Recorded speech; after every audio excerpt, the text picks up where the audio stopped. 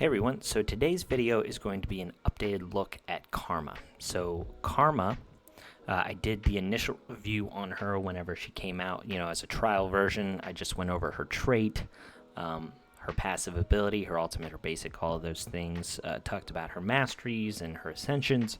So if you want to go see that video, I'll card it at the end of this video, just going over all of that. But this is kind of an updated look on her. The build that I currently have her in and all of that. But I will say that as soon as this last mastery is unlocked, I'm most likely changing it again.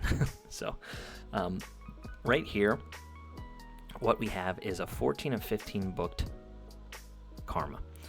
Very strong hero. She's got all of the right ability buffs, in my opinion, other than maybe that 15% speed. 15 plus speed. You don't really need that on her.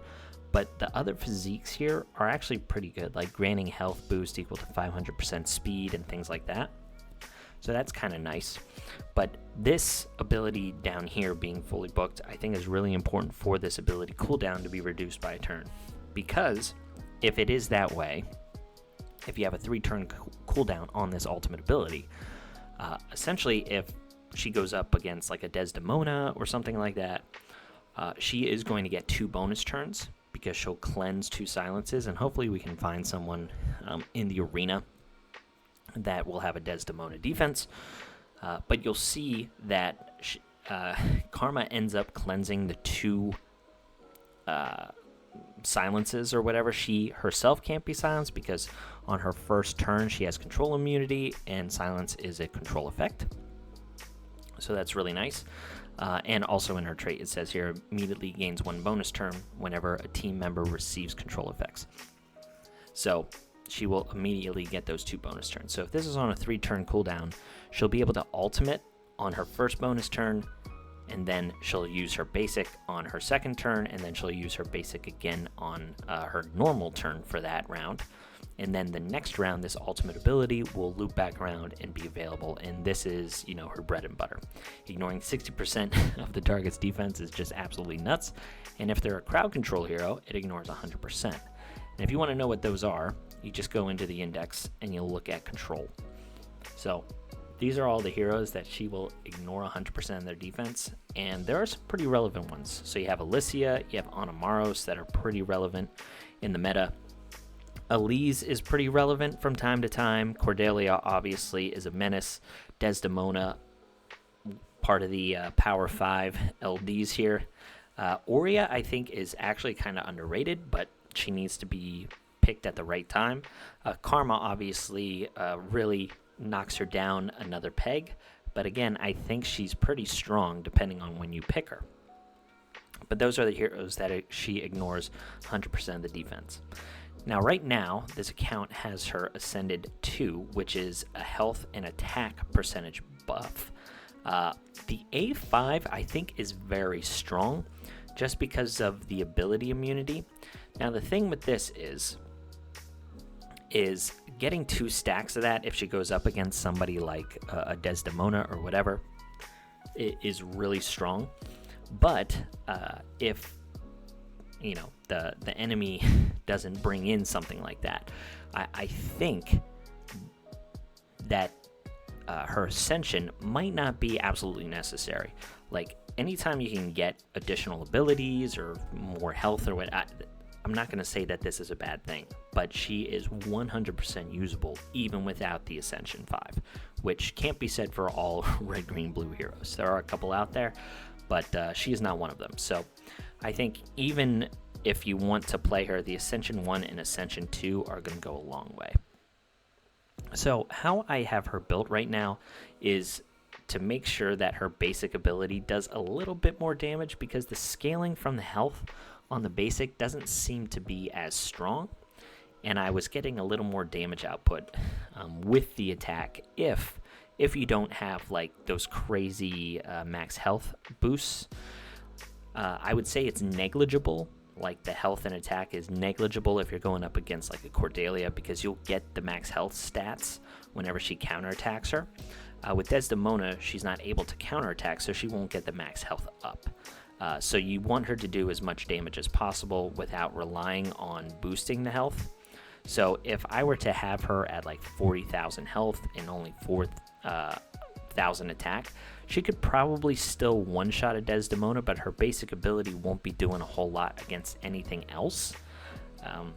That's kind of what I've seen. But as I said at the beginning of the video, as soon as this ultimate ability is looped back around to 3 turns, then I will 100% go, full health, because this just hits so hard, and the scaling with the max health does seem to be better than the basic.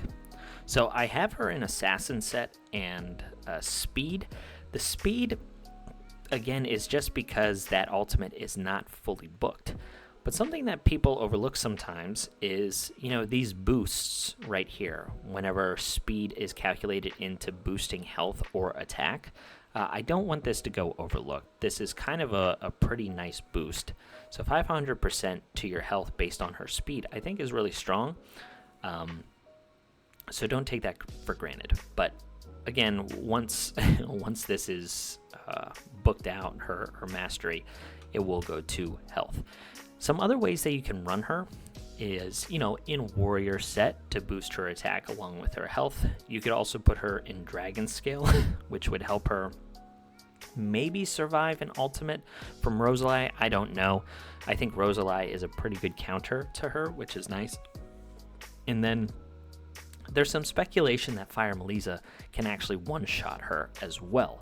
And Fire Melissa will always outspeed everybody.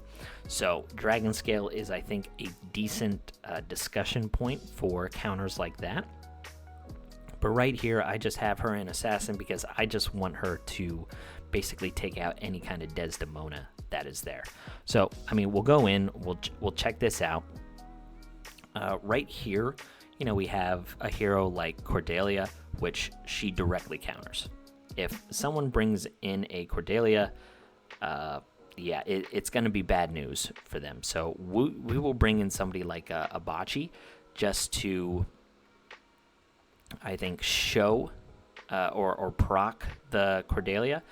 And here you'll see how much damage the counterattack from Karma actually does to this hero.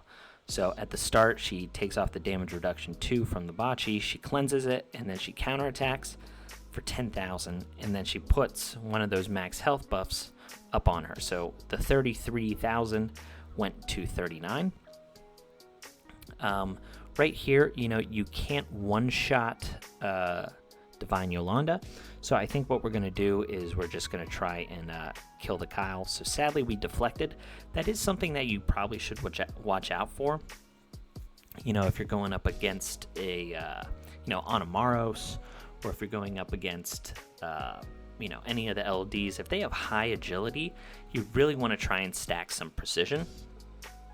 So here, I think we will do a little bit of damage to the Divine Yolanda so we can finish her off here with our Divine Yolanda.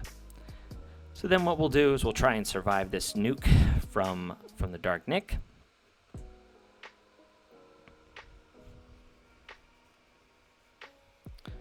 So thankfully the Shark Solandre did, and then we'll just finish this out. So really great counter to Cordelia because she's able to counterattack, and you saw how much that counterattack does. Really cool stuff. Against Desdemona, she won't be able to counter, but she will get 2 bonus turns if the enemy decides to ultimate. So let's see if we can find a Desdemona. No Desdemona. Great. I will say she's pretty good here against Ralph. Ralph has an AoE taunt that's going to create a lot of procs. So I think what we'll do is we'll bring in a similar team here.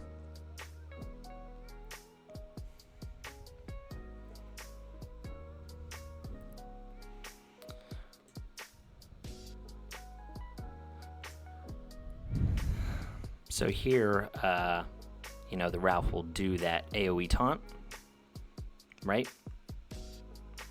And you'll see the bonus turns there, and then she counterattacks, and then she'll counterattack again because she cleansed twice, so she gets the 2 bonus turns.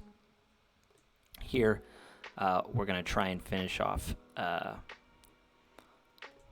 this Adeline before she makes our Shark Soul Andre useless. And then we can kind of clean up the rest of the team here. We saved our ultimate.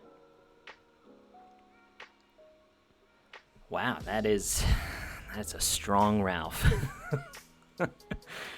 Still getting the job done, but I would say that she was a pretty important part to this. Made the Ralph, I wouldn't say useless, but very strong against that Ralph, just because of the bonus turns, being able to use the ultimate, even though he was mitigating a lot of damage. This is a very strong player, by the way. Puzzle is one of the top tier arena players, so just goes to show how strong, this hero can actually be. Let's see if we can find a Desdemona, maybe so there's one there. All right, so we're gonna check out this team. I just tried to do it, but it was on auto, so I couldn't explain anything, so that was annoying. But anyway, you'll see here, the Divine Yolanda is actually gonna target the Jerome, I think. So this will allow us, I'll be able to show you the Karma counterattack. Okay. Yeah, so she goes after Jerome. So here's Desdemona, right? So she goes, I think she tried to put the Nightmare on the Karma, which is why it didn't work, because she has the control immunity. And now we're going to have the ability to one-shot this Desdemona. So she gets 2 bonus turns immediately, and then she gets her regular turn. So we can go in here, we ignore 100% of the defense. So if anybody had the Nightmare on her, over here from, like if we were playing an RTA and somebody was actually picking and they wouldn't, choose to Nightmare the Karma, that would have been a strong play. So this is where the attack stat for her, I think, did pretty good damage to somebody like a Divine Yolanda. We're not in a good spot here just because Nero is probably going to be an issue for us.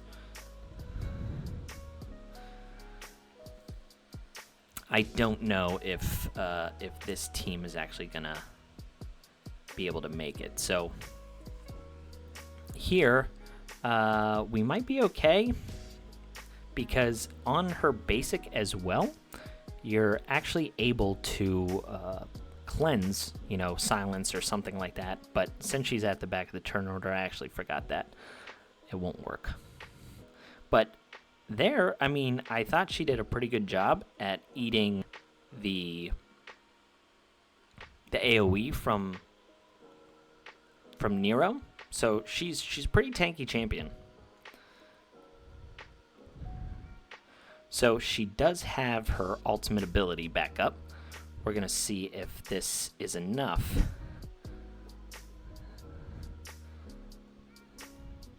Let's see if we have enough to... Okay, so the crit resistance saved him. But yeah, so that's kind of how she works with the Desdemona, like countering there. I really don't care if I win that or not. But yeah, just wanted to show how she worked with Desdemona. So Desdemona and Cordelia are definitely going to be her two main counters. But if they bring in somebody like an Aurea, or if they bring in somebody even like an Anamaros, I don't know if that kind of team is here either. It doesn't really look like it. Yeah, doesn't really look like it. But that's how she can counter. Just really strong hero. Really strong hero. She does a lot of damage. Very similar to Royce and Kelowna, right? These two heroes are kind of the backbone of countering Cordelia right now. But now that they bring in another option, the nice thing is Karma is a damage-dealing control hero, right? Like, she mitigates control units. So not only does she cleanse debuffs from your own heroes, but then she has the ability to do damage. Royce kind of has that ability, per se. I think he does need a couple more ascensions to really be like a threat. but it seems that his ultimate ability is where most of the damage is, so it's similar to Karma, but Karma has the counterattack on her special ability. So she is by far the best counter to Cordelia, and she's also the best counter to Desdemona right now. But yeah, that's my updated thoughts on her, guys. I think she's really strong. If you pulled her, she is 100% worth the investment. She is probably top 3 red, green, blue hero. So if you pulled her, congratulations. All right, that's all I got. Talk to you later. See ya.